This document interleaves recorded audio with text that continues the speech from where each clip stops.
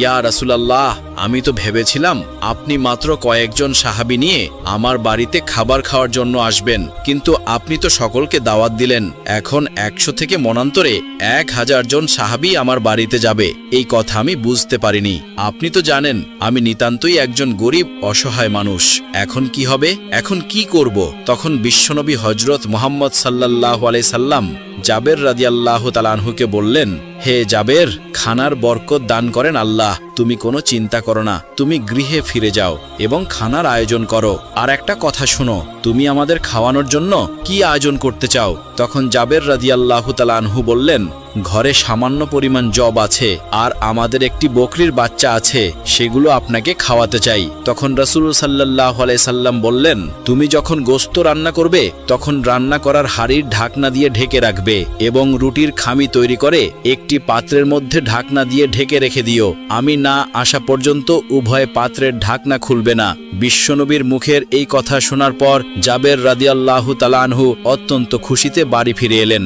আল্লাহর রাসূল দাওয়াত কবুল করেছেন, এই খুশির খবরটা তার বিবিকে জানাতে হবে। এই খবর বিবিকে জানানোর পর বিবি শুনে খুব খুশি হলেন। এদিকে জাবের রাদিয়াল্লাহু তাআলা আনহুর দুটি ছেলে সন্তান ছিল, যার মধ্যে বড় ছেলের নাম আব্দুল্লাহ, তার বয়স 8-9 বৎসর হবে। জাবের রাদিয়াল্লাহু তাআলা আনহু বড় ছেলেকে ডাকলেন, বাবা আব্দুল্লাহ, এদিকে আসো, আমাদের বকরি বাচ্চাটিকে জবাই করব। আজ আল্লাহর রাসূল আমাদের বাড়িতে খাবার খাওয়ার জন্য দাওয়াত কবুল করেছেন। তারপর ছেলেকে সাথে নিয়ে বাড়ির পাশে একটু দূরে গিয়ে বকরির বাচ্চাটিকে জবাই করলেন এবং গোশত কেটে রান্না করার মতো উপযুক্ত করলেন। এরপর তিনি হাঁড়িতে গোশত চড়ালেন আর কিছুক্ষণ পরপর পথের দিকে উকি দিয়ে দেখছিলেন যে আল্লাহর রাসূল এসে গেছে কিনা। এদিকে জাবের রাদিয়াল্লাহু তাআলা আনহুর ছোট ছেলেটি ঘরের মধ্যে তখনও ঘুমিয়েছিল। ঘুম থেকে জেগে সে বকরির বাচ্চাটিকে খুঁজতে শুরু করলো, কারণ বকরির বাচ্চাটি ছিল তার অতি প্রিয়, তার সাথে সারাক্ষণ খেলা করত। সেই ছোট্ট ছেলেটি চারিদিকে খুঁজে না পেয়ে বড় ভাই আব্দুল্লাহকে জিজ্ঞাসা করলো, ভাই, আমাদের বকরির বাচ্চাটি কোথায়?